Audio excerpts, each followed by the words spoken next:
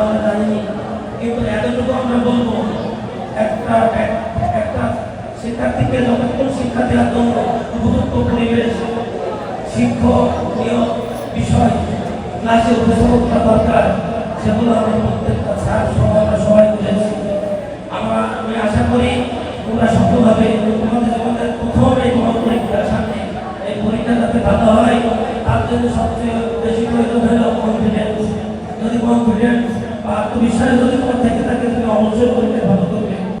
যাদের দিক নির্দেশনা আজকে এই পর্যন্ত যারা এসেছে তাদেরকে আজকে বিদায় দিতে হচ্ছে, এটা আসলে কষ্টের।